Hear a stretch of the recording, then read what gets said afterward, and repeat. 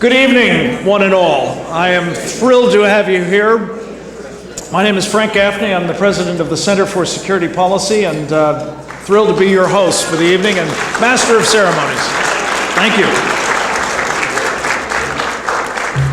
This is the occasion that we get to jointly celebrate two extraordinary men, two important religious holidays, and something else that was pretty important, that as a 501c3 not-profit organization without a partisan bone in our body can't actually talk about. But if you want to celebrate something else that happened in November 8th to be precise, we hope you'll do it here too. We have a wonderful program, and I'm anxious to get it underway. To get us started, we are going to have a songwriter and singer who is young but very much up and coming here in New York, Danielle Gause, who will lead us in the the national anthem of the United States and also of Israel. Danielle, welcome and thank you so much.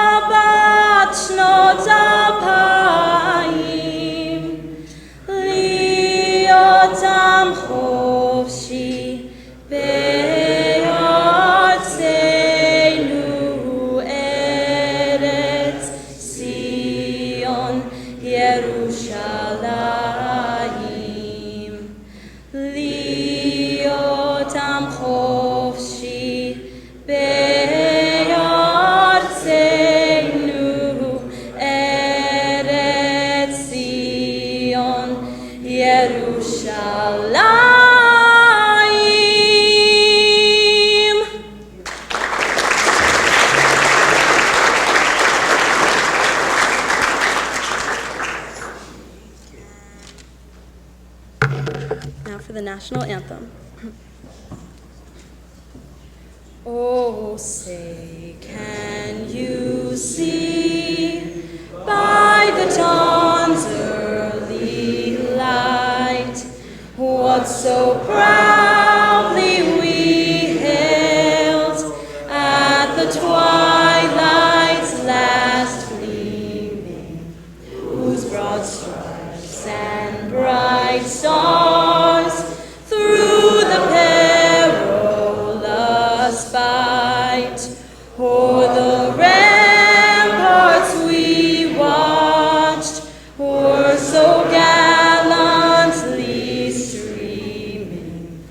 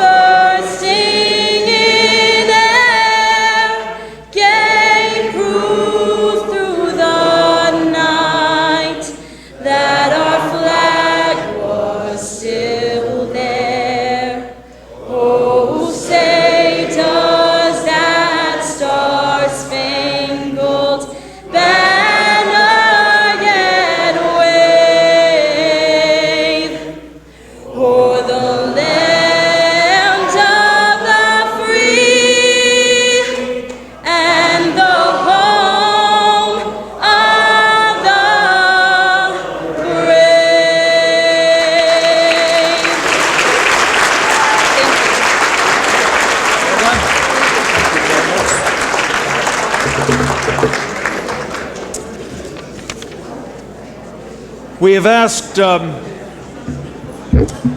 important member of this community to provide an invocation that blesses us, our food, and our work. He is, may I have your attention, please? Shh.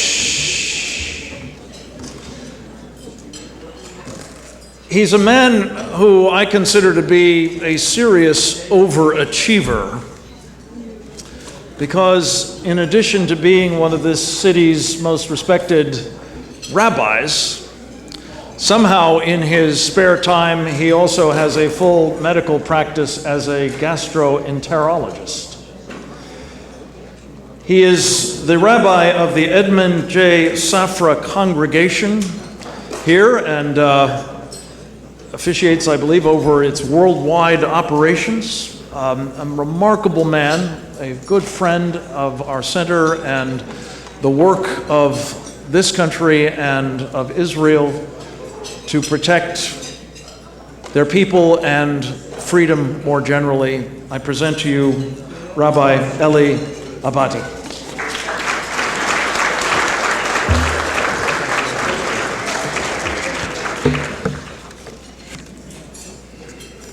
Our Father in heaven, as we stand before you, O Lord, our God and God of our fathers, we are thankful for you having granted us life and for you having guided us and honored us to participate in this momentous occasion, the Freedom Flame Award Dinner.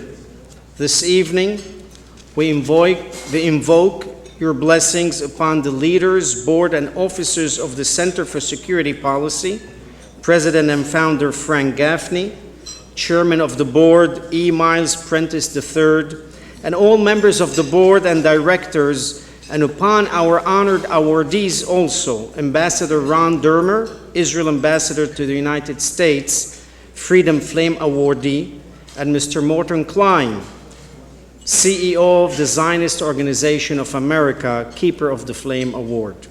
We ask our Lord to also bestow your blessings upon all who are joining us this evening in tribute to the Center for Security Policy and awardees, and in support of this center's mission to identify challenges and opportunities likely to affect American security, broadly defined, and to act promptly and creatively to ensure that they are the subject of focused national examination and effective action. We thank you, Lord, for guiding the leadership of this center with wisdom so they may continue to serve its members and with dedication and dignity. We humbly ask you to imbue the leadership of this center with the knowledge and initiative to sustain, contribute, and perpetuate the values and principles of this center.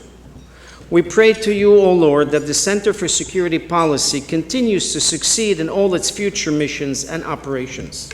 May harmony and sincerity of purpose ever guide their endeavors, and may they continue to inspire all those from the executive branch officials, legislators, other public policy organizations, opinion shapers in the media, and the public at large. May they continue to promote U.S. national security through the philosophy of peace through strength, and a belief that America's national power must be preserved and properly used, for it holds a unique global role in maintaining peace and stability. As the psalmist so eloquently expressed, Adonai oz le'amo yiten, Adonai yevarech et amo b'shalom. The Lord gives strength to his people, then and therefore the Lord blesses his people with peace. Only strength can bring true peace. May the Almighty also imbue the people with the necessary fortitude and moral principles so they can recognize in this convoluted world and be able to differentiate between right and wrong. As we live in uncertain times, a period of moral relativism, the victim is accused of being a victimizer, and the victimizer is treated as a victim. Law-abiding citizens are called illegals, and illegals are afforded all the protection of the law. True freedom of speech and expression is abused to incite and spread hatred, and incitement and hatred is defended as freedom of speech. Right becomes wrong, and wrong becomes right. Make any plan and will not succeed, for truth shall always rise and falsehood fall. As the prophet Isaiah said, "Take counsel together, and it shall be brought to naught. Speak the word, and it shall not stand. For God is with us." And let us say amen.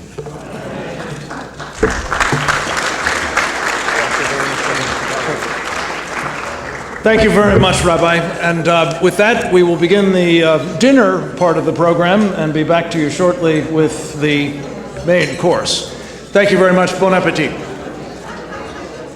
I think most, if not all of you, now have your plates in front of you, and I appreciate the wait staff working with us on this. The program has gotten a little bit discombobulated, but I think we're going to get it back on track now, and I'm so pleased that we're going to be able to present to you two really important individuals and presentations in the course of the evening. For a word or two about the organization itself, the rabbi did a wonderful advertisement, so I don't need to belabor many of these points, but thank you, Rabbi, again for that introduction. I just want to say that for about 28 years now, the Center for Security Policy has been in the business of speaking truth to power. You might appreciate that as we've spoken specifically about the importance of promoting peace through strength, we've found that some people weren't too keen on that message and were rather interested in suppressing it. And that's been particularly true in recent days. Indeed, it's reached a level of calumny on the one hand and intensity that's been extraordinary. Especially because in the course of it, we've found that some of this has now been directed at our guests, not just at us. And I just want to say that for myself, for our team at the Center for Security Policy, for the community that we serve, the community that supports us, including many of you here, I want to say a special word of thanks to the chairman of our board, Miles Prentice, who was mentioned before, to Bruce Brotman, another member of our board, to Ebi Muzazadeh, who is here in force with a Persian delegation, I'm very pleased to say. But for those folks, as well as for many others besides, it's been painful enough that some of this invective has been aimed at the center and its team. And I want to say a special word of thanks to several of them who are here. Our Executive Vice President, Jim Hansen, our CFO, Sean Seifert, and our our Vice President for Research and Analysis, Claire Lopez. If you haven't met them, I hope you will in the course of the evening. They're fabulous people doing incredibly important work.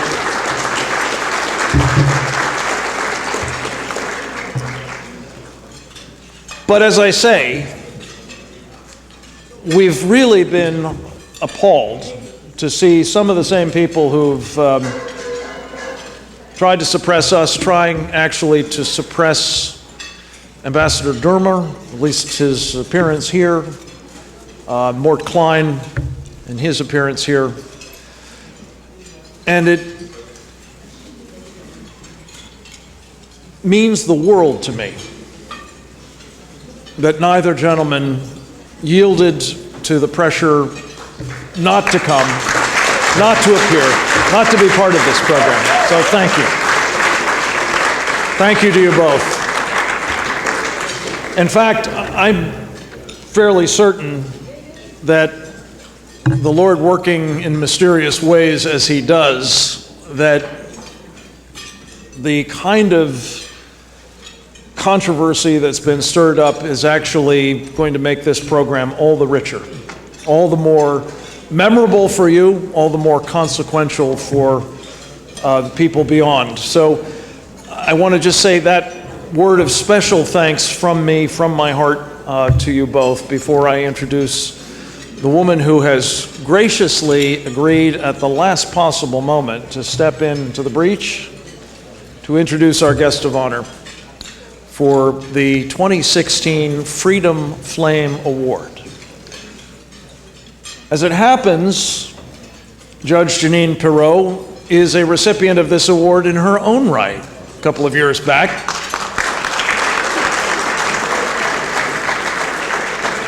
She has earned what the military would call an oak leaf cluster once or twice since then, with her extraordinary appearances and editorials and other color commentary and analysis at Fox News. I couldn't be more proud of our association. I want to say a specific word of thanks to Barbara Winston for making that possible, and to Judge Jeanine for being such a dear friend and such a patriot. I can't resist the temptation to say what I always do when I get a chance to introduce her, which is that whenever I mention to anybody that Judge Jeanine is a friend of our center, a friend of mine, the response, truly without exception, has been, "I love Judge Jeanine." So we all do. Welcome her, please. I love you, Steve. Thank you. Thank you so much. It is a pleasure to be here. It is a pleasure to be surrounded with such like-minded individuals. Yes, yes. Because I never know when I look through that monitor who really is out there agreeing or not agreeing with me. But I am very pleased to be asked this evening to introduce the first honoree for the Freedom Flame Award. He is a gentleman that I've had the pleasure to sit next to for the past 20 or 30 minutes. He is brilliant. He is quite knowledgeable, and he is also very level-headed. You are going to enjoy what he has to say to you. But let me just give you a little background.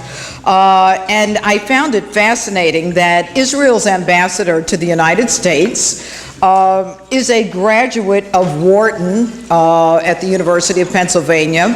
And he tells me that the reason he went there is that he read Donald Trump's Art of the Deal. A sign of greatness from the beginning. And of course, Donald graduated from Wharton as well. But then, to kind of show the spectrum that he controls, he got a degree in politics and philosophy from Oxford, which I'm sure has served him well in the last few years in this crazy world that we live in. But in 2004, he co-authored a book with a gentleman that I met, who is an incredible man. I met him when I went to Israel, Natan Sharansky, a best-selling book, The Case for Democracy, The Power of Freedom to Overcome Tyranny and Terror. And since it was published, it's been translated into at least 10 languages, and it was in the year 2009 that he became senior advisor to Bibi Netanyahu.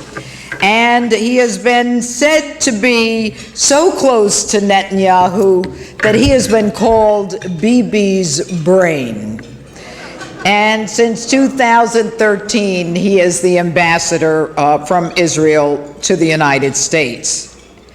He is a man who is a simple man in some ways. He loves his family. He loves his country.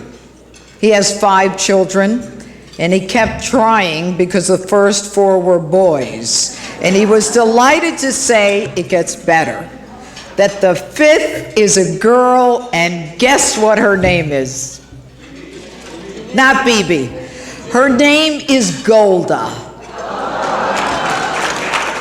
It was a thrill for me to hear that as well. He is a man who speaks his mind. He is a man who knows the difference between right and wrong, and he is a man who acts on it.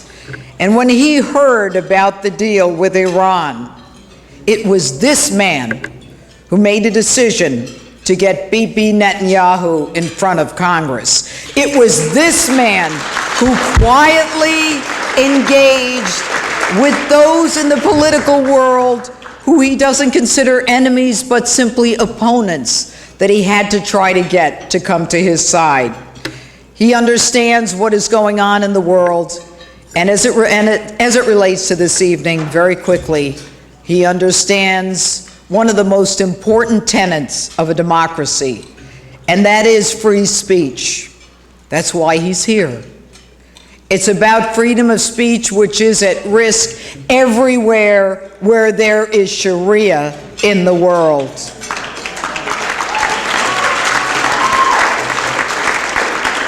And so, our hats are off to the ambassador from Israel for being here, for being who you are, and we look forward to the work with Israel, with the new president, Donald Trump, and our ambassador, Ron Dermer, from Israel. Welcome.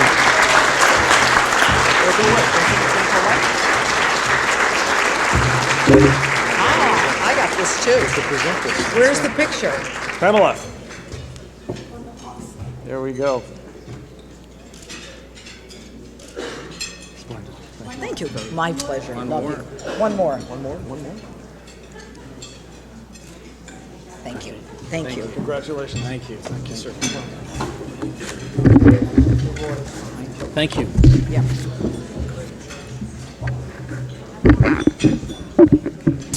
Judge Janine, thank you for that kind introduction. You made my wife's day by mentioning our daughter Golda, so thank you. And if you made her day, you made my day. And thank you for your exemplary service to this country and for your friendship to my country.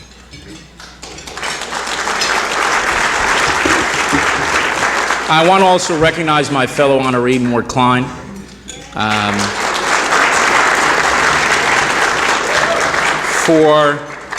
For your commitment, Mort, your decades of commitment. I think you were born with it. Your commitment to the Jewish future.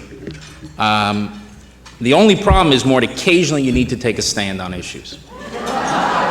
Tell them what you think. Tell them what you think. But I'm honored to receive an award the same night that you've been given an award as well. I also want to thank another steadfast friend of Israel, and that's Frank Gaffney.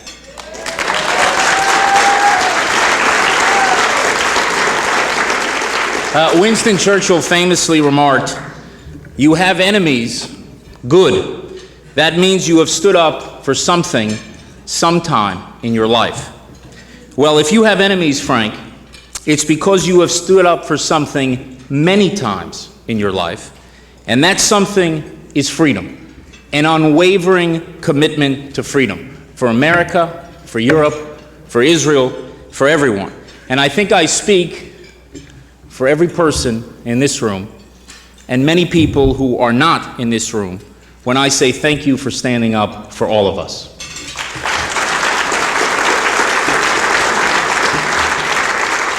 I also want to thank the Center for Security Policy for giving me this prestigious award. I deeply appreciate it, even though I don't think I've earned an award won by the likes of Margaret Thatcher and Jeane Kirkpatrick. The magnificent Iron Lady who once made Britain great again, and the brilliant UN ambassador who understood that defeating totalitarianism sometimes meant working with authoritarian regimes, were two of the West's powerful voices of moral clarity during the Cold War. But while I have not earned this award, the country I have the privilege of representing certainly has. because since the day it was established, Israel has been proudly holding up freedom's flame in a dark and dangerous Middle East.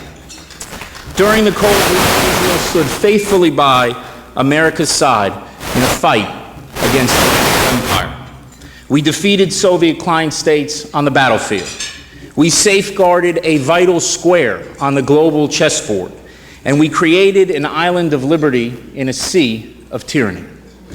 No less important, for decades, Israel has manned freedom's front lines in the battle against the fanatic ideology that has taken over large swaths of the Middle East and which endangers my country, the region, and the world. That ideology is called militant Islam. I use the words militant Islam very precisely. The enemy we face is not militancy, and it's not Islam. It is militant Islam. Now, there are many militant individuals and groups. Timothy McVeigh and Ted Kaczynski can be aptly described as militants. Terror groups like the FARC and the Tamil Tigers, who are responsible for the murder of tens of thousands of people, are militant organizations. But while these individuals and groups are extremely dangerous, they are not part of a global movement. Militant Islam is.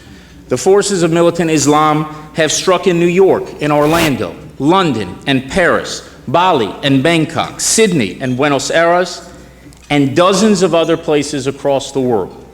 In the Middle East and North Africa, they have struck in every country between the Straits of Gibraltar and the Khyber Pass. To be sure, militant Islam is not monolithic. There are Sunni branches, such as ISIS, Al-Qaeda, Boko Haram in Nigeria, Al-Shabaab in Somalia, and Hamas in Gaza. There are Shia branches, such as the Ayatollah regime in Iran, the various Shia militias in Iraq, the Houthis in Yemen, Hezbollah in Lebanon. These branches have different theologies.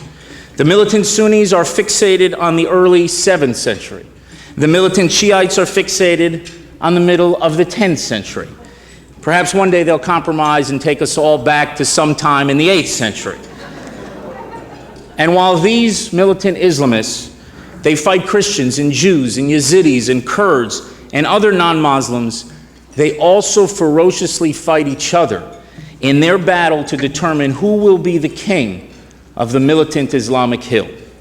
But for all their differences, all the branches and sub-branches of militant Islam are rooted in a similar radical ideology, and they are fired by the same fanaticism. They all seek to reverse history, the rise of the West, and to restore Islam to its former glory. For all of these groups, the answer to their problems is Islam, in one radical form or another. That is why the seemingly disparate forces of militant Islam are in fact part of the same global threat, and that is why they must be countered as part of a global strategy. But ladies and gentlemen, just as the enemy we face is not mere militancy, the enemy we face is also not Islam. Islam is a faith with some 1.7 billion adherents throughout the world, and faiths, including the faith of Islam, are malleable things. Now, I suspect there are a few people here who disagree with me about that, and they can rightly point to the many differences that set Islam apart from Christianity, from Judaism, and other faiths. They can rightly argue that Islam has a unique theology, has been influenced by a unique culture, and has been shaped by unique geopolitical forces. But as those skeptics point to the intricacies of theology and culture, I hope they also consider the historical record, not just of Islam, but of other faiths. To the best of my knowledge, the New Testament was canonized in the 4th century. And while the text of that book has not changed since then, the faith practiced by Christians has.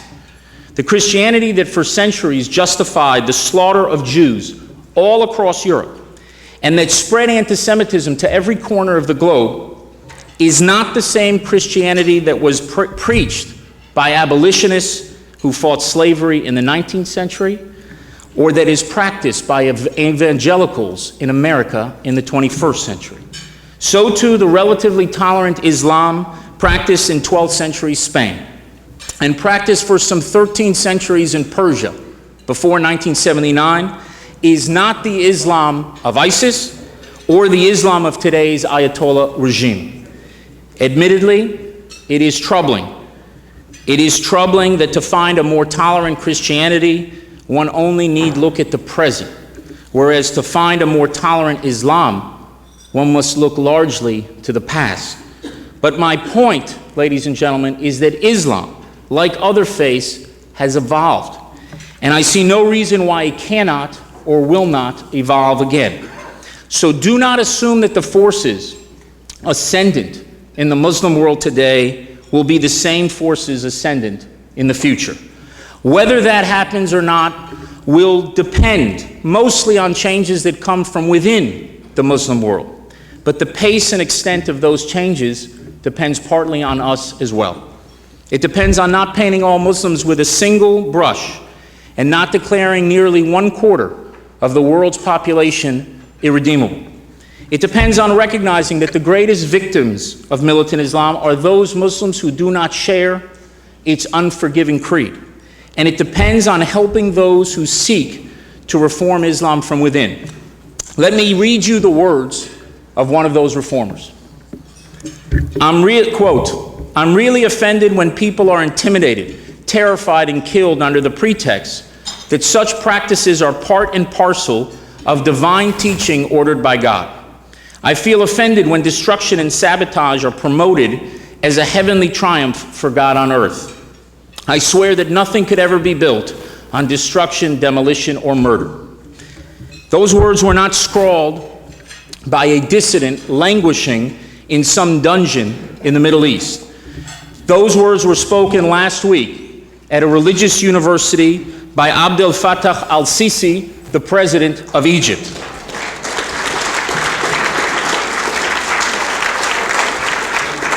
And here is another voice from the Middle East commenting about terror attacks perpetrated in the name of Islam. Quote, "Their only link to Islam is the pretext they use to justify their crimes and their folly. They have strayed from the right path and their fate is to dwell forever in hell. They think out of ignorance that they are engaging in jihad. Is it conceivable that God could order someone to blow himself up or kill innocent people? Islam, as a matter of fact, does not permit any kind of suicide, whatever the reasons or the circumstances." Those words were not spoken by some apologist at a liberal think tank in Washington. They were delivered 3 months ago in Arabic in an address on television by Mohammed VI, the King of Morocco.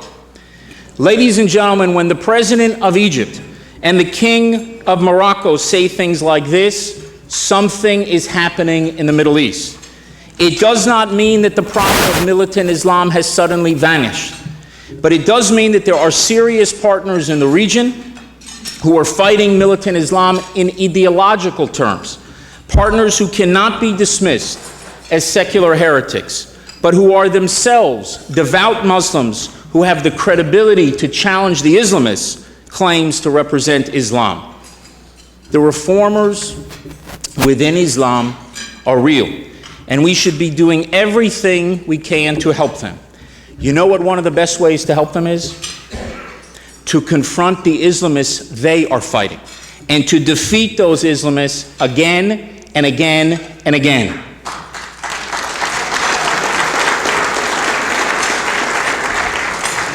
You know, bin Laden said that people follow the strong horse. If you want proof of that concept, just consider how many Cubs fans have suddenly appeared out of nowhere. You know, until a few weeks ago, I knew a grand total of 4 Cubs fans. Now they're all over the place. And like winning baseball teams, winning ideologies attract more followers. And terror groups that appear to have the wind at their back, they gain more and more recruits. That is why the forces of militant Islam must not only be confronted, they must be routed and vanquished in every part of the world.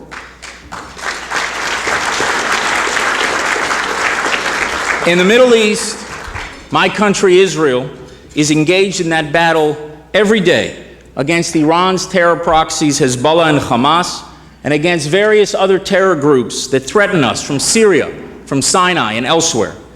Israel will continue to do whatever is necessary to prevent the transfer of game-changing weapons to Hezbollah and to ensure that Iran does not open up a new terror front against Israel from Syria. Israel would welcome a political settlement in Syria that would bring an end to the horrible carnage and suffering there. But Israel will oppose a settlement that cedes Syria to Iran and its proxies, something that will only increase the threat to us and to others in the future. Israel will also do what is necessary to defend itself against Hamas. In Gaza, Iran is helping Hamas and Islamic Jihad develop an indigenous rocket manufacturing capability, making them less reliant on smuggling weapons. To paraphrase an old saying, give a terrorist a rocket and he'll fire for a day. Teach him how to make rockets and he'll fire for the rest of his life. Besides Israel, there are other Arab states in the region that are fighting the forces of militant Islam. And this battle against the common enemy has turned many in the Arab world who were once adamantly opposed to Israel into de facto allies.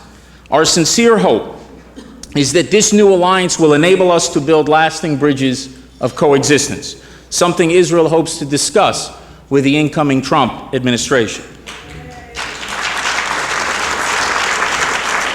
But to seize those opportunities, we must work together to confront the greatest danger of all, the marriage of militant Islam and nuclear weapons. That is the ultimate game changer that could lead to the ultimate nightmare. To assume that a militant Islamic power would obey the rules that have been obeyed by all other nuclear powers is to gamble recklessly with the security of the world.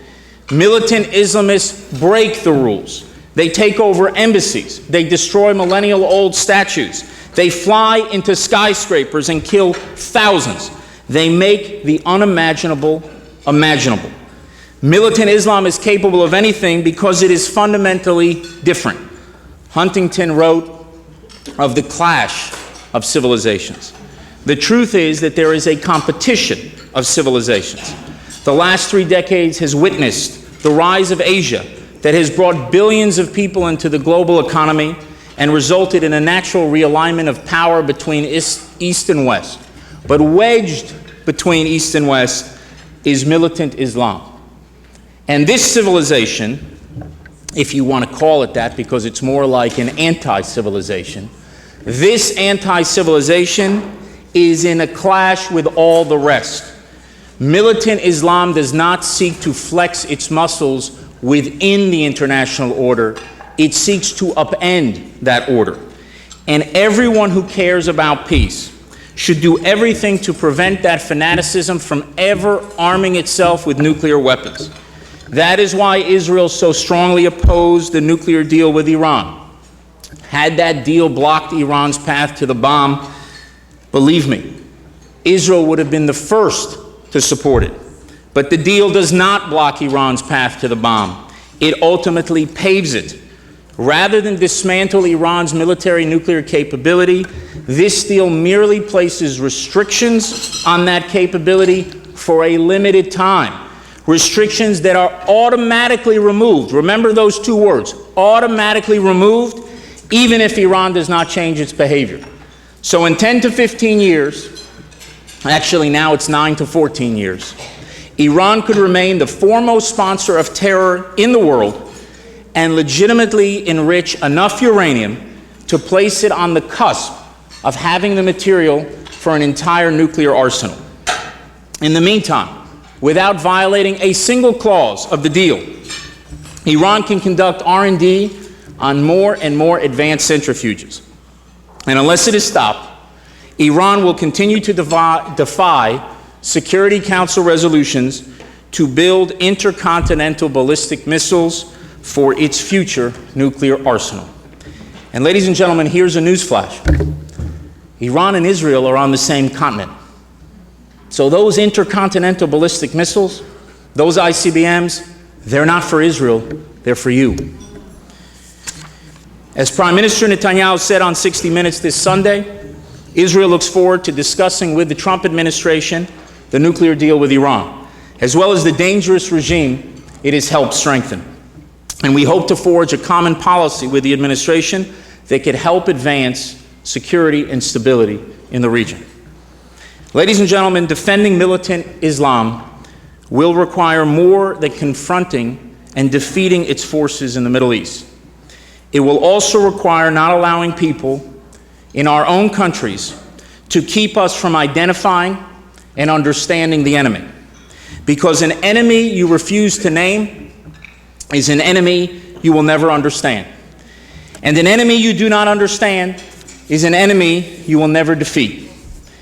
I recognize that there are those who believe that naming the enemy militant Islam will lead people to mistakenly believe that the enemy is Islam itself rather than a virulent ideology now ascendant in the Muslim world. But those who speak euphemistically of militants or violent extremists should not be surprised if others reject such political correctness and mistakenly replace militant Islam with Islam itself.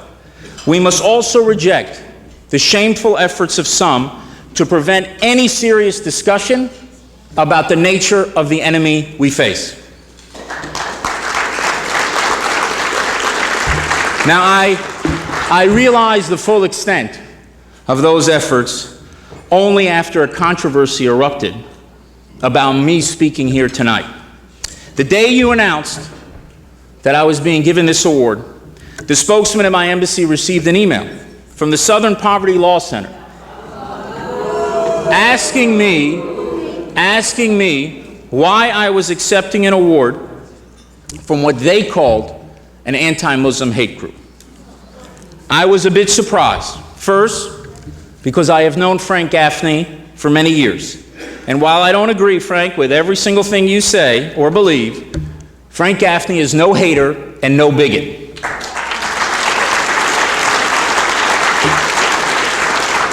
Second, because I have followed the work of the CSP for many years. And while I do not agree with every policy position you have taken, or every view expressed by every single one of your members, the CSP is not only an unabashed defender of my country, Israel, it is also no hate group.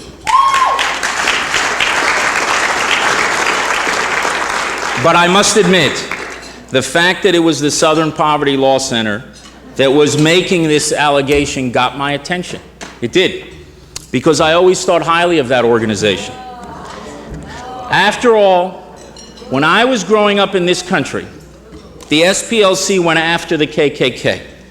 They used the courts to fight against the evil of racial segregation and systematic discrimination. In my mind, they were the ones who targeted the real haters of the world. So I read with great interest what they sent me. And when it came to their allegations against you, there was nothing to justify the wholesale defamation of this organization or its leadership. But then I read some more, and I discovered that the SPLC had made up a list of those they label anti-Muslim extremists. And as I read that list, I was simply stunned. Daniel Pipes, one of the great scholars of the Middle East, was on it. So too was Maajid Nawaz, a former Islamist who fights against Islamists. But the biggest shock of all to me was when I saw a name on that list of someone I personally regard as a hero, Ayaan Hirsi Ali.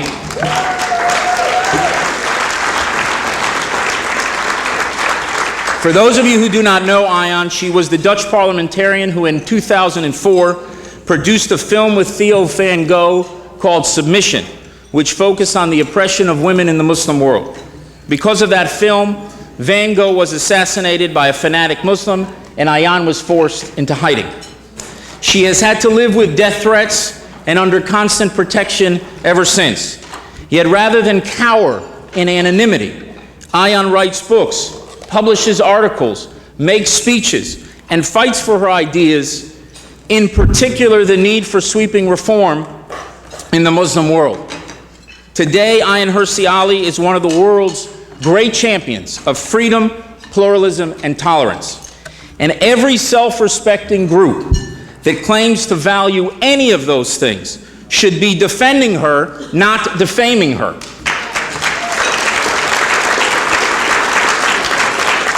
Yet in an Orwellian inversion of reality, a woman whose life is threatened every single day by extremist Muslims is labeled by the SPLC an anti-Muslim extremist. Have those who put Ayaan on that list no shame? Have they no decency? The SPLC and others who asked me not to come here tonight claim to support free and open debate, but in reality they want to stifle debate. They preach tolerance for those who look different, but they are in effect practicing intolerance for those who think different.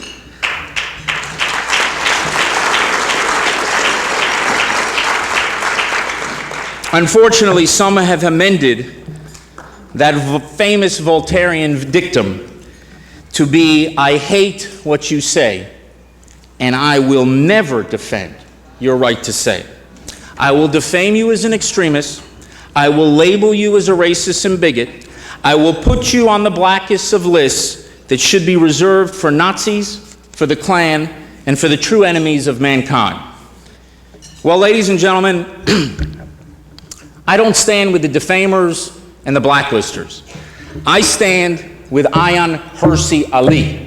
And all of you should stand with Ayaan Hirsi Ali. For if we do not stand with her, then the values she champions, the same values we cherish, will be under threat, and the dangers we all face will only grow. We must not let the defamers and blacklisters succeed. We must not let them turn into pariahs, those erudite scholars and courageous reformers who are trying to enlighten us about ideologies that threaten our very way of life.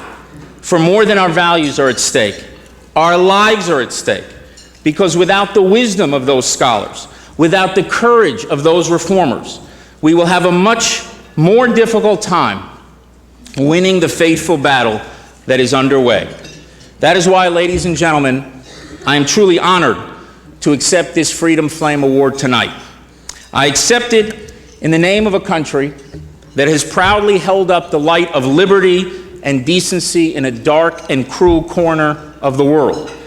Israel will continue to hold that torch high, steeled by our values and confident in our destiny. But like free countries everywhere, Israel needs America to hold up its torch even higher. That battle, the battle, is far from over. I'm not even sure that we've reached the end of the beginning. But I am confident that with the help of organizations like this, with the clarity and courage of people like Hirsi Ali, and with the support of millions of Americans across this great country, the flame of this last best hope on earth will burn brighter than ever and help secure our common future. Thank you.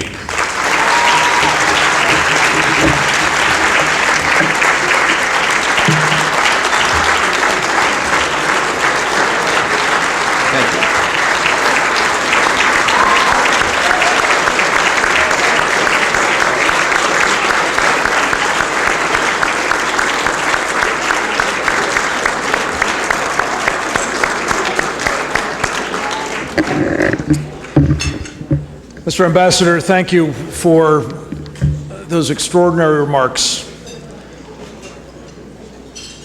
As I mentioned when we spoke after he began studying the contemporary SPLC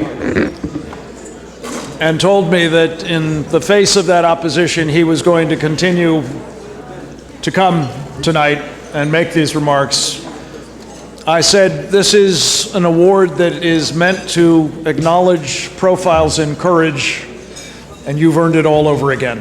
So thank you for that extraordinary address and what we will take away from it. I mentioned in the course of the opening of this program that this is a special twofer of an event. In addition to the Ambassador and the Freedom Flame, which we've traditionally extended to our honorees here in New York City, we are combining it with the Keeper of the Flame Award, which we have traditionally conferred on the honoree in Washington.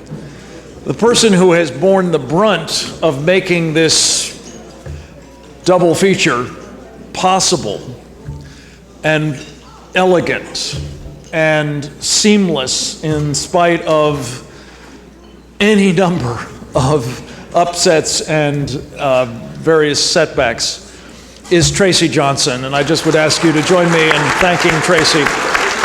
Great program. Well done, Tracy, as always. She's standing there as though she's about to tell me to do something. So, no, okay, good.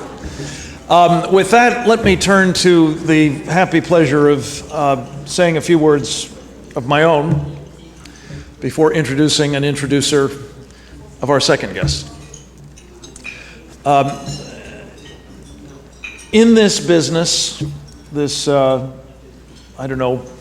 tankery, this activism, this defense of freedom, we find that there are many who go along to get along. This is true of the general population, of course, not just people in this business. But in my time in this business, there are very few, in fact, practically none that I can think of, who have more consistently, more assiduously taken more criticism and stood up to it to do the right thing than Mort Klein of the Zionist Organization of America.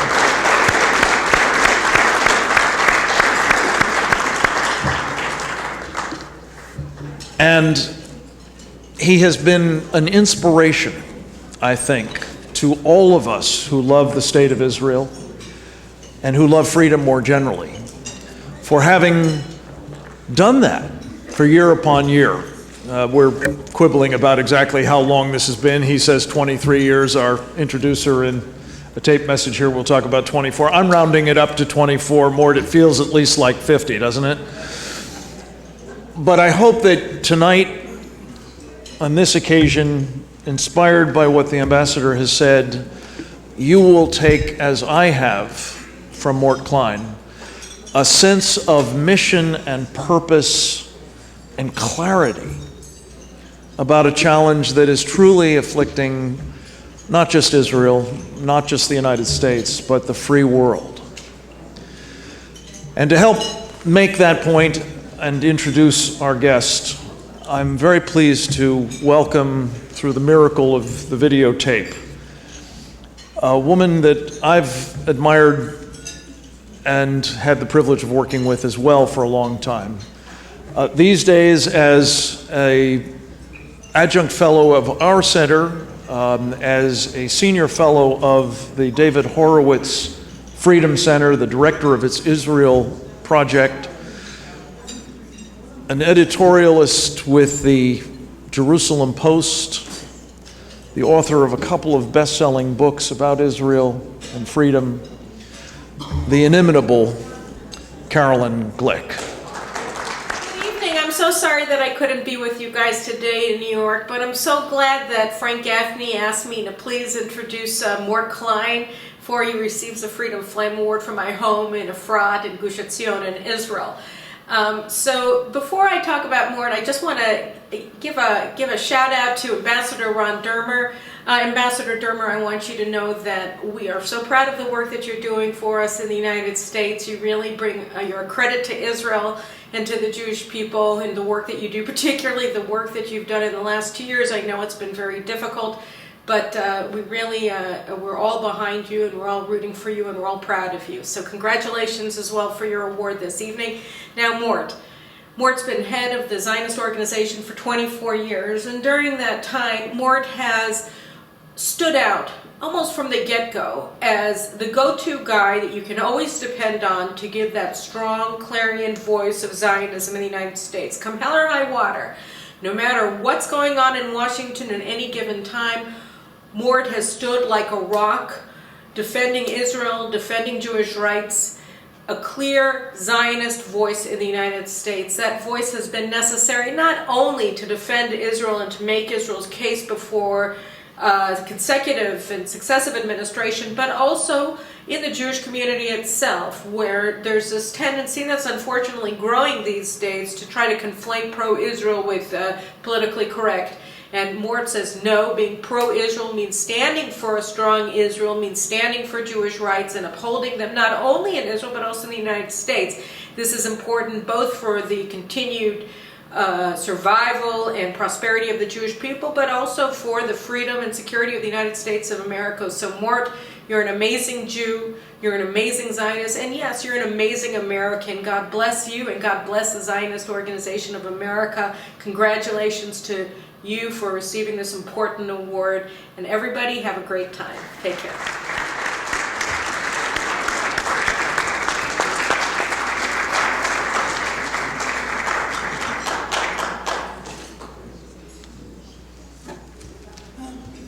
Come on up, Mark. Welcome. Congratulations.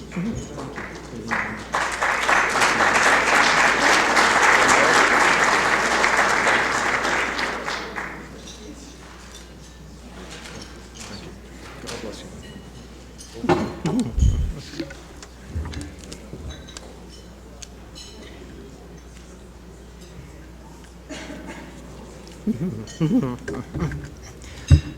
Well, I'm really overwhelmed. I didn't know Caroline Glick was going to be here. I don't know how I should respond when Frank mentioned how frequently and totally and completely and regularly I'm criticized. You all applauded. I didn't quite get that. That was good?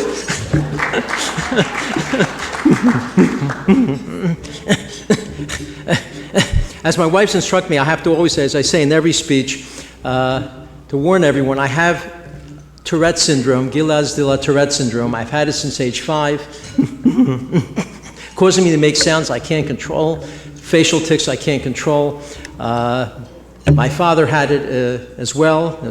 I got it from him. I always thank him for that. That was very nice. Thank you, Dad. But there's positive and negatives about Tourette. Research has shown that people with Tourette, and it's true, actually have a somewhat higher IQ than people without Tourette. It's actually true. But the negative, the negative is that people with Tourette have far fewer dates in high school and college. I would prefer to have a lower IQ and more women, if you don't mind. Donald Trump told me to say that. I want you to know. Hey, it was good for him to say those things. Maybe it'll help me. I don't know. This award really belongs to the extraordinary people at ZOA, our board and donors, our fabulous employees at our Center for Law and Justice, our Center for Campus Activities, our Government Relations Division, our researchers, our administrators, and our management. They really deserve this. I am happily going to take it home. I'm going to put it in my house. They don't get it, but I just want you to know that I appreciate it. Frank Gaffney has been a dear friend of mine for about 23 years. We first met when we were in our early 20s.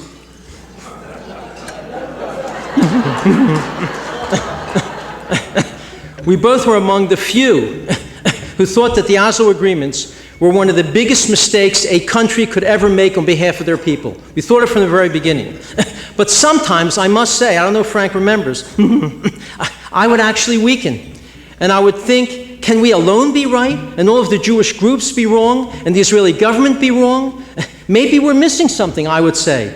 But Frank Gaffney, who thank God was a close friend of mine from even way back then, with his strong and principled and courageous convictions and confidence, he would buck me up and reinstate and reinvigorate my own strength when I was feeling weak about these issues. So I want to thank Frank for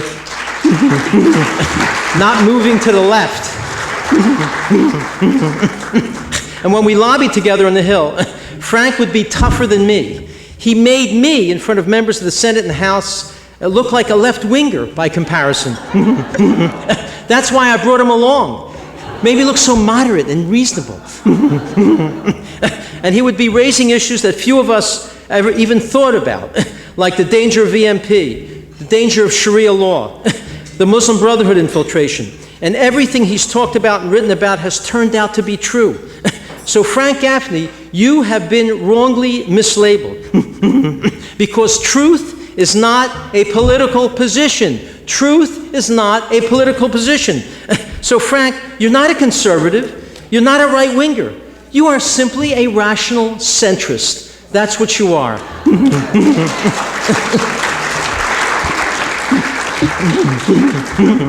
But since the political establishment is blindly left-wing, you're to the right of them, all the way to the rational center, and no further.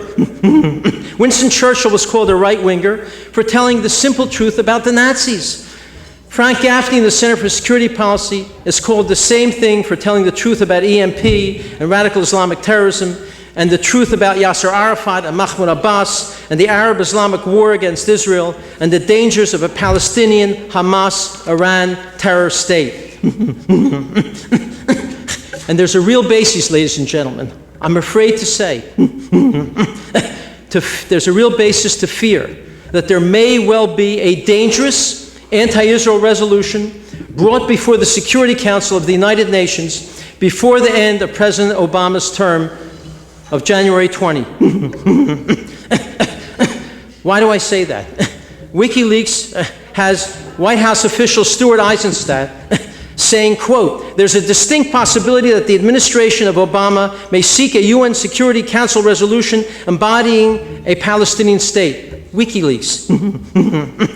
The State Department has been using the term strongly condemning Israel when they're building homes within the boundaries of existing communities, using this harsh term, strongly condemn.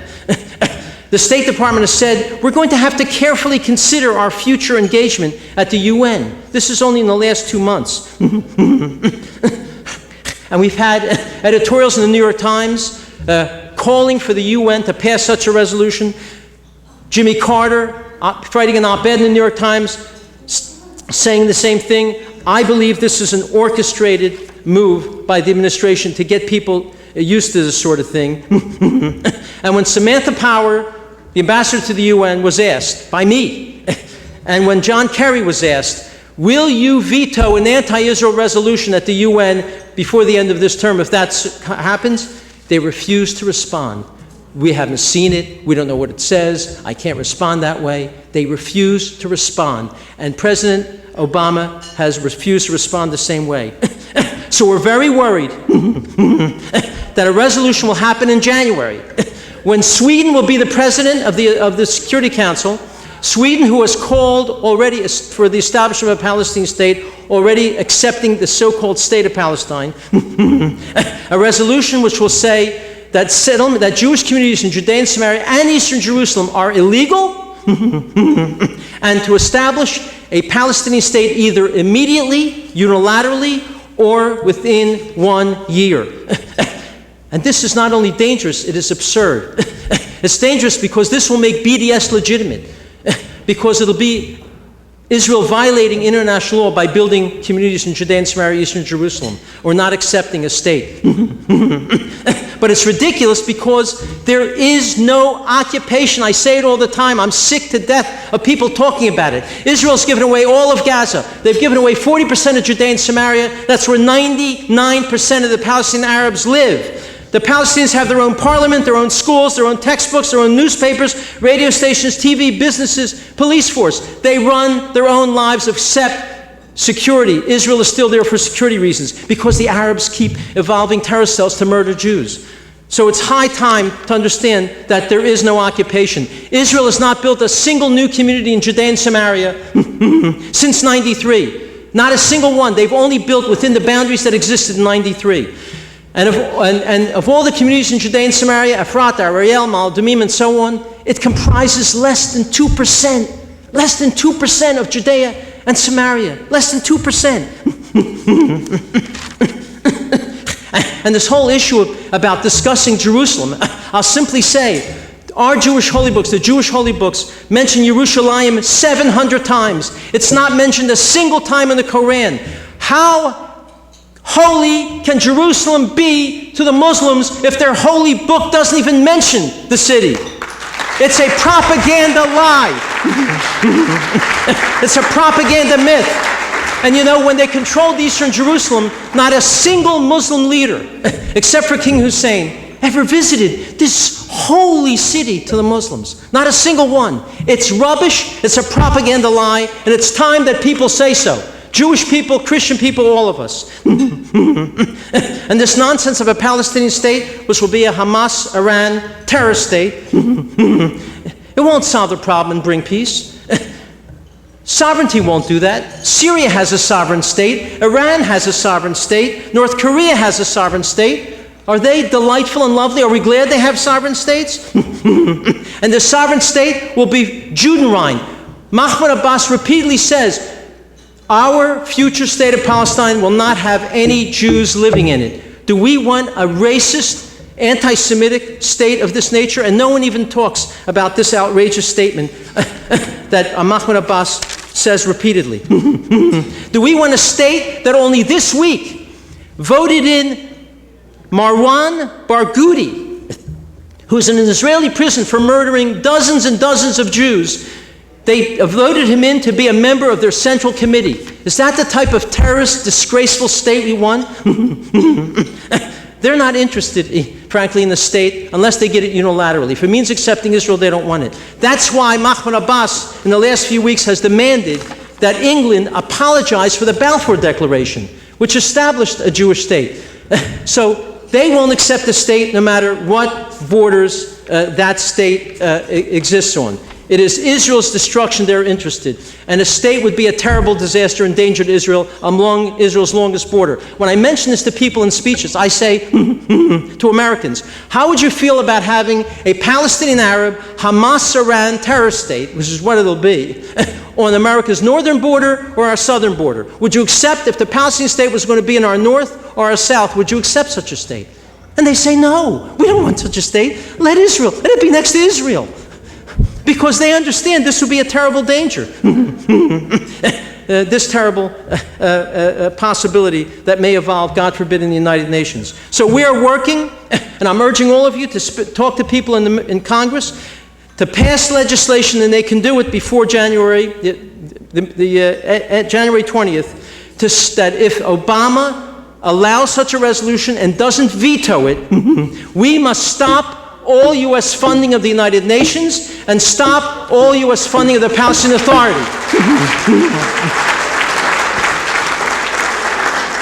That'll make it clear that Obama doesn't dare go through with this. We Jews did not come to Israel as colonialists.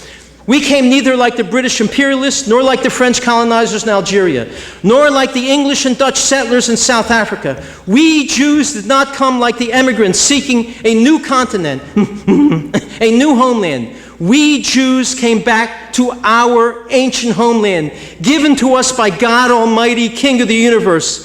We were the inhabitants of this country who had been driven out and driven away by force. This is the promised land. Everyone knows this is the promised land. Who promised the land? And who did he promise the land to? God promised it to the Jewish people. We must never, dare never forget that. And I want to end, as I ended at my own ZOA dinner, in light of the fact that Robert Zimmerman got the Nobel Prize for Literature this past weekend, otherwise known as Bob Dylan. By the way, he didn't show up. He said he was too busy. And by the way, he doesn't get the money of almost $1 million unless he gives a speech within 6 months of the award. He's got to give a speech in the next 6 months. I'm sure he'll find a way to get to Sweden one way or another. Bob Dylan wrote this wonderful song. He's actually a feeling, caring Jew who loves Israel. And he's performed there, even though his fellow musicians have begged him not to. It's called Neighborhood Bully. He wrote it in 1983. Neighborhood Bully means Israel. You should understand that. And I'm going to sing a few stanzas from it. Cite a few stanzas. Read a few stanzas. Let me tell you, my voice is at least as good as Bob Dylan's. At least. If you know his voice, you know that doesn't say very much. Well, the neighborhood bully, he's just one man. His enemies say he's on their land. They got him outnumbered about 1,000,000 to 1. He got no place to escape to, no place to run. He's a neighborhood bully. The neighborhood bully, he just lives to survive. He's criticized and condemned just for being alive. He's not supposed to fight back. He's supposed to have thick skin. He's supposed to lay down and die when his door is kicked in. He's the neighborhood bully. The neighborhood bully has been driven out of every land. He's wandered the earth an exiled man. He's seen his family scattered, his people hounded and torn. He's always on trial just for being born. He's a neighborhood bully. Well, he knocked out a lynch mob. He was criticized. Old women condemned him, said he should apologize. Then he destroyed a bomb factory. Nobody was glad. The bombs were meant for him. He was supposed to feel bad. He's a neighborhood bully. Well, the chances are against it. The odds are slim that he'll live by the rules and that the world makes for him. Because there's a noose at his neck and a gun at his back, and a license to kill him is given out to every maniac. He's the neighborhood bully. Well, he's got no allies to really speak of. What he gets, he must pay for. He don't get it out of love. But no one sends flesh and blood to fight by his side, because he's the neighborhood bully. Well, he's surrounded by pacifists who all want peace. They pray for it nightly, that the bloodshed must cease. No, they wouldn't hurt a fly, the neighbors of Israel. To hurt one, they would weep. They lay and they wait for this bully to fall asleep. He's a neighborhood bully. Every empire that's enslaved him is gone. Egypt and Rome, even the great Babylon. He's made a garden of paradise in the desert sand, in bed with no body, under no one's command. He's the neighborhood bully. As God told Joshua in our Torah, be not afraid, be of good courage. With the help of the Jews and the Christian Zionists around the world, with the power of the IDF, with the great help of organizations like the Center for Security Policy and frankly ZOA, and with the help of Almighty God, Israel will destroy its enemies. The Torah promises that the Jews will be an eternal people, and unlike politicians, God doesn't break his promises. Thank you very, very much.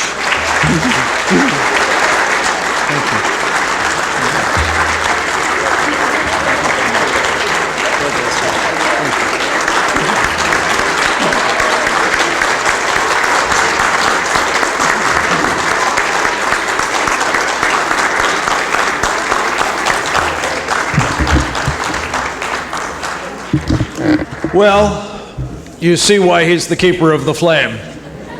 Mort Klein, thank you very much. And I commend to all of you who would like more to follow Mort's work at the Zionist Organization of America, and also to attend the spectacular dinners that he has in this city year upon year. They're really a very inspirational time.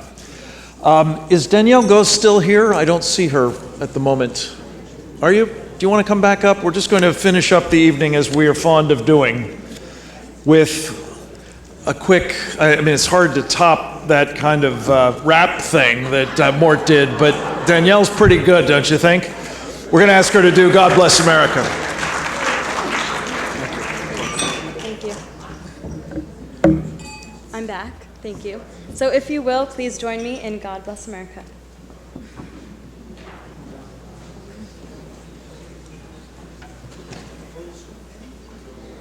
God bless America, land that I love. Stand beside her and guide her through the night with the light from above. From the mountains to the prairies, to the